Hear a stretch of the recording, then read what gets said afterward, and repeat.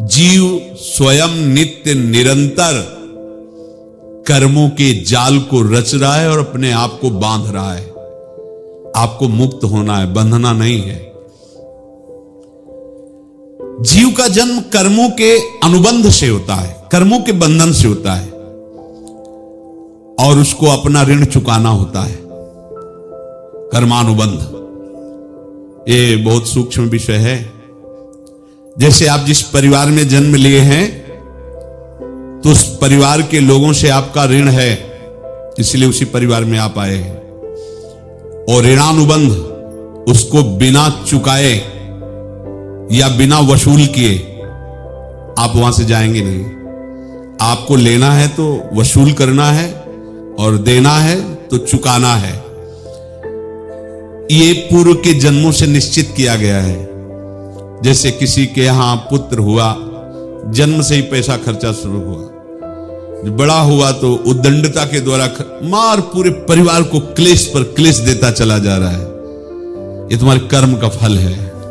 या ऐसे शक्तिहीन बुद्धिहीन ऐसे पागल पूरे जीवन सेवा करो, तुमसे अपना हिसाब चुकाने के लिए वो आया है। अब परिवार के जो सदस्य जुड़े आके, मतलब पत्नी आते ही पूरी हृदय में आनंद, परिवार में आनंद, और जीवन भर वो आनंद ही सुख देने के लिए उसका जन्म हुआ। वो अपना ऋणानुबंध मुक्त, वो आते ही भयंकर क्लेश खड़ा कर दिया, बीच में दीवार और झगड़ा वैसा, फिर अतरे दिन मारपीट शुरू, कलह अशांति, पूरा जीवन नरक हिसाब करने आए। यहां ऋण चुकाए बिना कोई जा नहीं सकता, ऋण चुकाना पड़ेगा। किसी का ऋण वसूल करना है तो किसी को ऋण चुकाना है, दोनों काम करने होते हैं। अनेक जन्मों में अनेक लोगों के साथ हमने जो बर्ताव किए हैं, अच्छे या बुरे, वो होंगे। अब किसी आदमी को हम जानते नहीं, अचानक मिला, अचानक टक्कर लगा और मार पीट गाली गुप्ता सब कर दिया, चुपचाप सह लो। क्यों? ये आपका हिसाब है, पूर्व का हिसाब। हमारा उससे कोई द्वेष नहीं, कोई संकल्प नहीं। अचानक घटना घटी और हमसे द्वेष करने लगा, हमें पीटने लगा, हमें गालियां दे, ये हिसाब है, चुपचाप सह जाओ। अपने घर का भाई ही भारी दुश्मन बन गया और क्लेश दे, हिसाब है। एक प्रभुदत्त ब्रह्मचारी जी की वाणी में पढ़ा था, एक महात्मा जी भ्रमण करते थे तो उस समय असरफियां चलती थी, मोहरे असरफियां, तो उनको भेंट में देते लोग। तो या तो ठाकुर सेवा में लगे तत्काल, या संत सेवा में तत्काल लगे, उसका संग्रह करके डोलना ये ठीक नहीं है। बैरागी के लिए सिद्धांत में ये ठीक नहीं है। तो जब 2, 4, 6, 8 ऐसे मोहरे हुई, उन्होंने विचार किया कि और भ्रमण करके जब काफी मोहरे हो जाएंगी तो प्रयागराज में जब कुंभ पड़ता है, एक बार पूरे सब अखाड़े के संतों को, अलग अलग संप्रदाय सब संतों को बुलाएंगे और सबको पुआएंगे। अब साधु है तो यही विचार करेगा, और क्या विचार करेगा।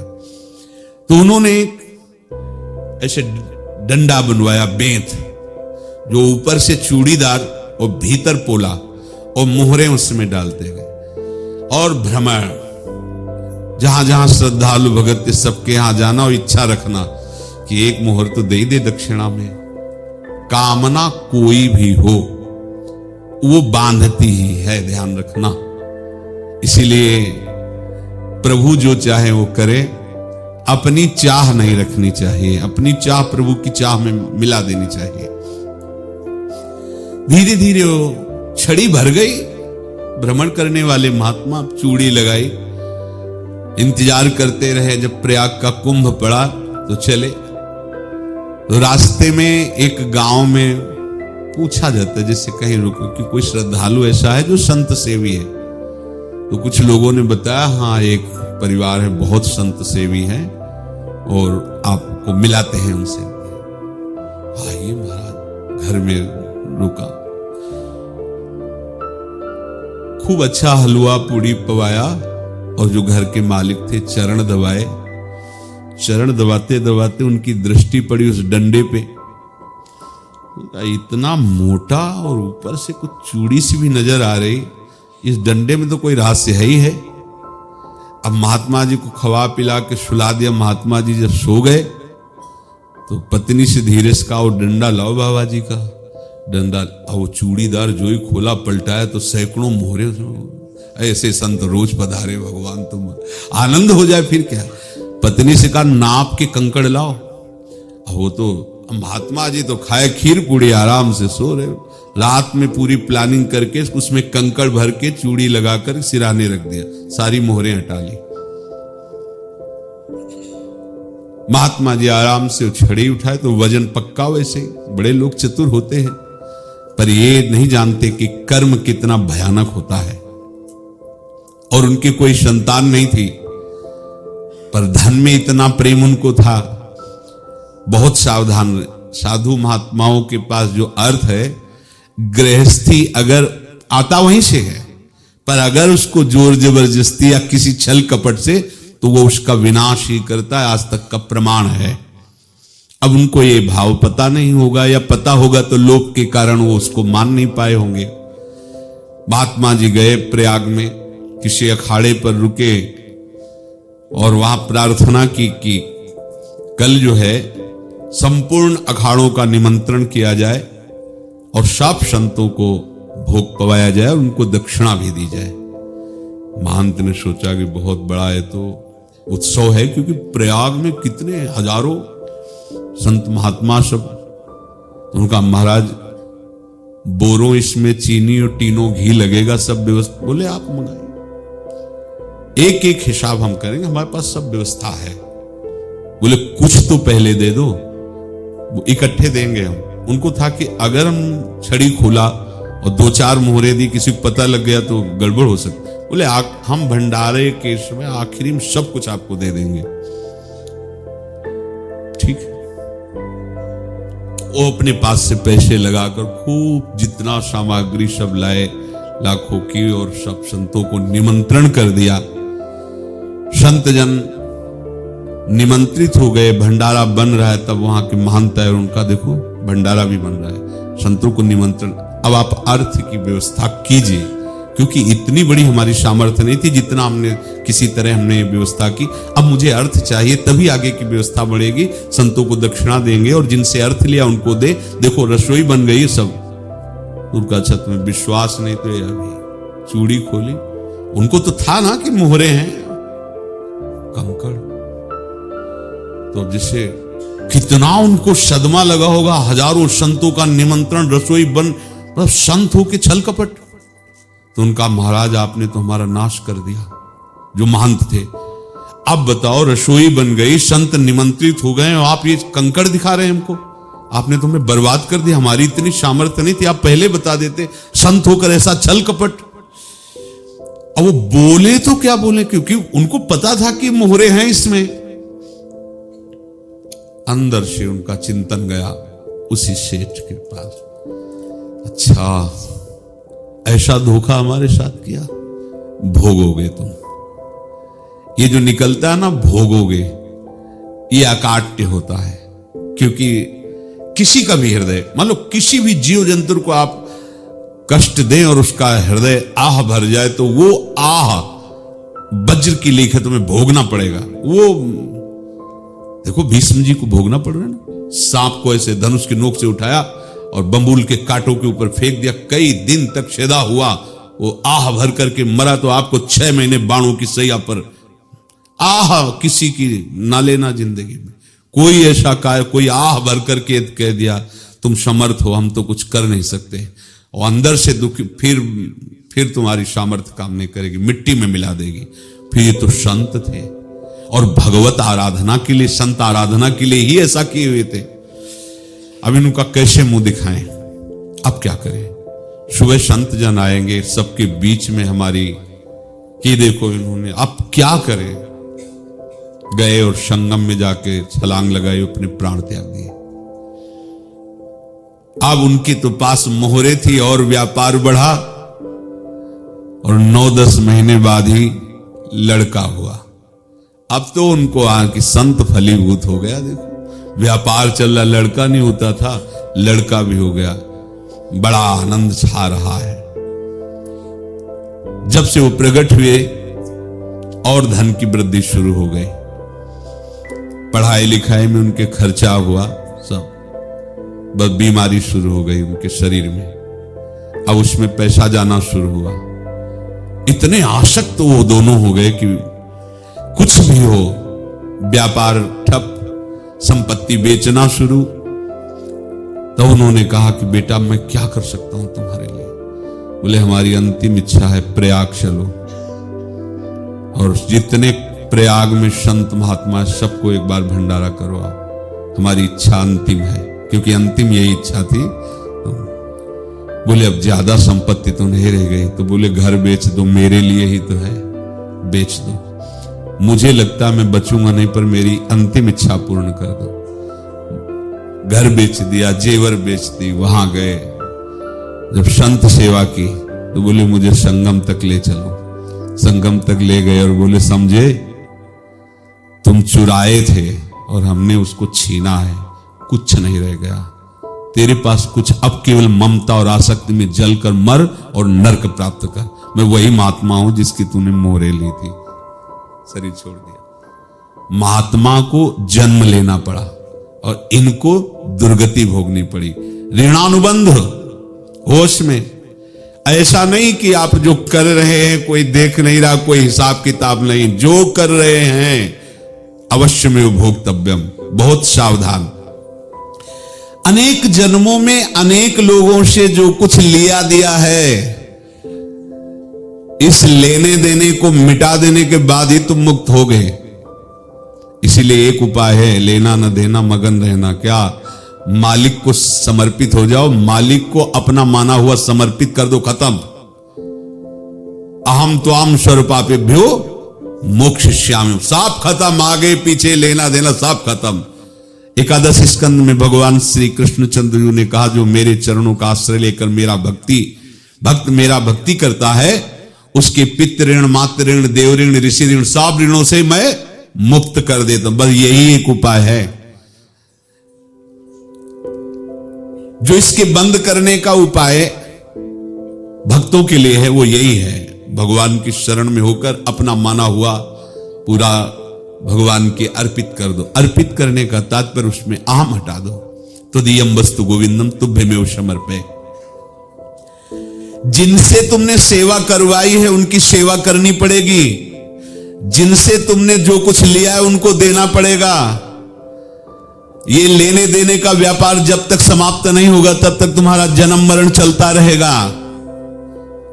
अब आपको यहां समझना है, यदि आपसे किसी ने पैसे लिए बेईमानी करके नहीं दे रहा है तो आप उसको गाली मत दीजिए, आपने बेईमानी की थी इसलिए आपकी बेईमानी हुई है, ले गया, कोई बात नहीं है, बंधन से मुक्त हुए, जो बोझा था चला गया।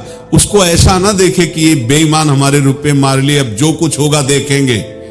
अगर आप आगे नया कुछ करते हैं तो फिर आगे का हिसाब आपको भोगना पड़ेगा, ध्यान रखना।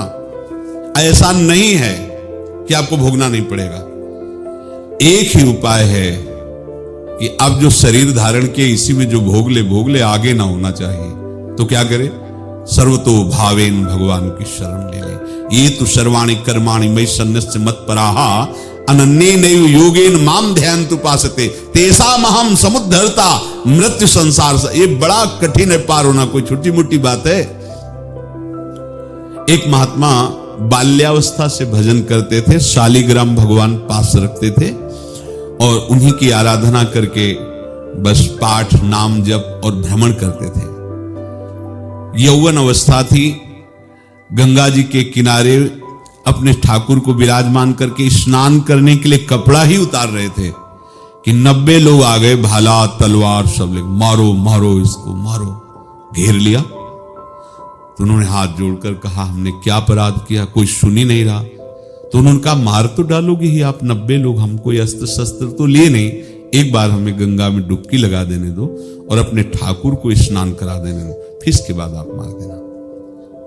भगवत इच्छा से वो लोग रुक गए, स्नान किया और अंदर से प्रार्थना की, प्रभु ये क्या लीला है आपके सिवा मेरा कोई है नहीं और ये मुझे मारना चाहते हैं। तो भगवान ने, जानते हो क्या कहा उनके अंतर में? तुम मेरे में ध्यानस्थ हो करके शरीर को छोड़ो, ये लोग मारेंगे। ये मेरे भजन का फल है कि तुम्हें 90 जन्म नहीं लेना पड़ेगा। एक ही जन्म में 90 मिलके, तुमने 90 हिंसा की थी पूर्व में, तो तुम्हें 90 बार जन्म लेना होता और एक एक करके मारते। ये मेरे भजन का प्रताप है कि एक बार में ही 90 का हिसाब हो जाएगा। तुम आंख मूंदो, मेरे ध्यान में मगन रहो, मेरे प्रताप से तुम्हें कोई चोट नहीं होगी और स्वाभाविक मूर्छावस्था में प्राण तुम्हारे छूट जाए। ऐसा ही हुआ, ऐसा हुआ। तो ये बात समझ लो कि ये जो कर्मानुबंध है, ऋणानुबंध है। आप देखो, अगर शाप महात्माओं ने दिया कि तुम्हारे वंश का इससे विनाश होगा, तो भगवान भी परम धाम जा रहे तो उसी कील से, बाण की नोक में जो मछली लील गई थी, छोटा कण, उसी से की नोक बनाई और उसी नोक को प्रहार किया। भगवान के श्री चरण में वही बाण की नोक लगी और भगवान ने स्वीकार किया ना। भगवान का बड़ा लीला विचित्र है। अगर छुप करके उधर रामावतार में बात, तो इधर ऐसे स्वीकार किया है भगवान ने। ऐसा कहीं नहीं दिखाया कि मैं भगवान हूं तो मैं अपने लिए, ऐसा नहीं दिखाया। नारद जी का हित किया पर नारद जी ने श्राप दिया तो भगवान ने स्वीकार किया। बंदरों ने ही सहायता की, जैसा बोले थे वैसा। ये लीला इस शरीर में भोगनी पड़ेगी। हाँ, ज्यादा को कम में भुगता देंगे, पर अब अगला शरीर ना मिले इसके लिए सर्वतो भावेन भगवान के आश्रित हो जाए। जैसे आपने दुकान फैला रखी है तो उसमें दो काम होते हैं, लेना और देना। किसी को उधार दिया है तो हमें उसे लेना है, और कोई नगद देकर सामान ले रहा है तो उसे सामान देना है, या उधार लिया है तो हमें उधार देना है। अब अगर दुकान बंद करनी है तो तुम्हें देने वालों पर जोर देना है, लेने वालों पर जोर नहीं। लेने वाला तो जवाब क्षमा किया, समर्पित किया, हमारा कोई संबंध नहीं, खत्म हो जाए, वो खुशी हो जाएगा। लेकिन देने वाला तुम अगर दुकान भी उठा दोगे तो जहां भी रहोगे तुम्हारे पास वो आएगा, लाइए हमारा। तो देने पर नजर रखिए, जिसका जिसका हिसाब है वो आपके सामने आता जाए, हटाते जाओ। लेने पर नजर मत रखिए और दुकान फौरन उठा दीजिए, नहीं अगर लेते देते रहे तो चलता रहेगा। आगे चलकर कुछ लेना न देना, मगन रहना बस अपने प्रभु के चिंतन में। अब हम कैसे जाने कि किसको क्या देना है, हमें क्या पता? तो हम पूरा हिसाब जिनको पता है उनको दे देते हैं। समझ रहे हो? उनको पता है क्या लेना है क्या देना है, तो इनके पास पहुंच गए या सरकारी हिसाब से सब बराबर कर देंगे। हमको अपनी जिम्मेवारी इनकी चरणों में समर्पित कर देना है, तभी हम जीवन मुक्त होंगे। ये रहस्य की बात है। प्रभु कह रहे हैं, यस्य सर्वे समारंभाः काम संकल्प वर्जिताः ज्ञानाग्नि दग्ध कर्माणं तमाहु पंडितम बुधाः। जिसके संपूर्ण कर्मों के आरंभ संकल्प और कामना से रहित हैं, तथा जिसके संपूर्ण कर्म ज्ञान रूपी अग्नि से जल गए हैं, उसको ज्ञानी जन भी पंडित कहते हैं, बुद्धिमान कहते हैं। पूज्य श्री भाई जी महाराज कह रहे हैं, जैसे वहां ज्ञानाग्नि से दग्न कह रहे हैं, तो अपने वृंदावन वासियों का प्रेमाग्नि से सब कर्म संस्कार दग्न होते हैं। जिस समय आपके हृदय में भगवत प्रेम का प्रादुर्भाव होगा तो लेश मात्र कभी तुम्हें दुख नहीं भोगना पड़ेगा। प्रेम का प्रादुर्भाव होते ही दुख का नाश हो जाता है, महासुख। जब प्रेम का प्रादुर्भाव होगा तो समस्त पाप भस्म हो जाते हैं, अशांति नष्ट हो जाती है, संसार ज्वाला स्पर्श भी नहीं कर सकती है। जब भगवत प्रेम का प्रादुर्भाव होता है तो हो सकता है उस उपासक के जीवन में दुखों का पहाड़ टूट पड़े, परिवार खिलाफ, शरीर रोगी, अव्यवस्था, बहुत बहुत कुछ, सब कुछ।